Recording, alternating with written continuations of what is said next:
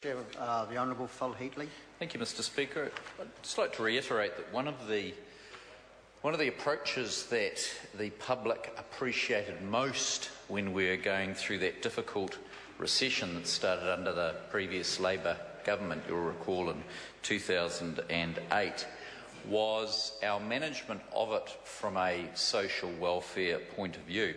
Rather than take the knife to welfare during that difficult 2-3 year period, like some governments did, we maintained payments to welfare recipients, and of course superannuation was untouched. We brought about a number of grants that saw some social services retained and maintained where otherwise they were struggling. And we said at that time that was all about taking the sharpest edges off the recession. So on one hand, across the world we had those who were slashing welfare. On the other hand, we had other countries who were actually writing cheques and in some cases increasing welfare during that time.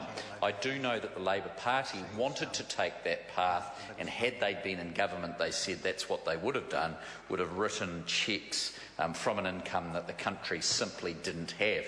So that responsible management of the economy during that period, where we made sure that we still protected the most vulnerable, of course, that whole concept remains today.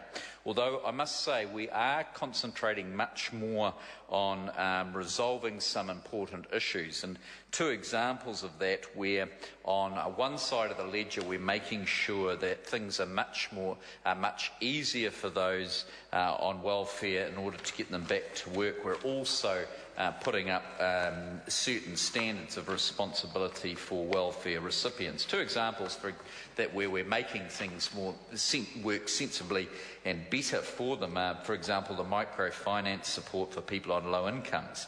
And that's where we work in partnership with non-government organisations to look at alternatives finance for those on low incomes. And that provides low or no interest to people with unsustainably high debt who can't access affordable credit. And it will require, of course, them to build financial literacy, which of course leads to the second approach, which is extra funding for budgeting services. So the government's put an extra $1.5 million to support budgeting services. That's in addition to the $8.9 million to be provided this year, and it's intended to relieve pressure on those essential budgeting services that help those on low income.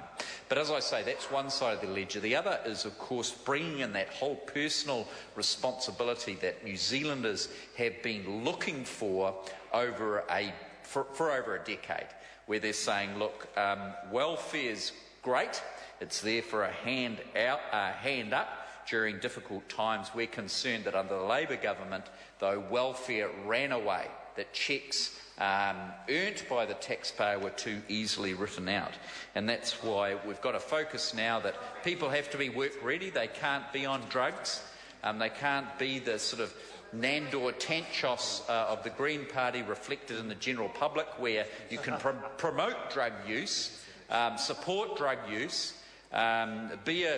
be involved in those sort of Green Party policies and still expect to get your benefit when you can't actually say you're available to work because your veins are so filled with drugs. So no more of the drugs. If you work ready, you can't have drugs in your system. If you've got drugs in your system, you can't receive a benefit under those circumstances. And again, if you're running away from the law, we decided that if you're running away from the law and on a benefit, well, that's not on. We're not going to pay you to run. We're not going to pay the petrol of the stolen car so you can run away from the coppers. And we think that's sensible. And of course, New Zealanders support that. They're not so interested. They're not so interested in some of the mad policies that the Labor Party are putting up to sort of out-green the Greens.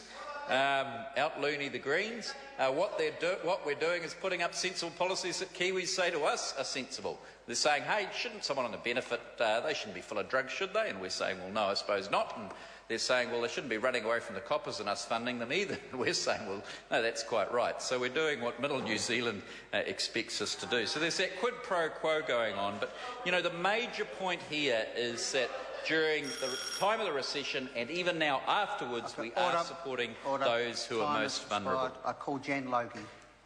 Mr. Chair, over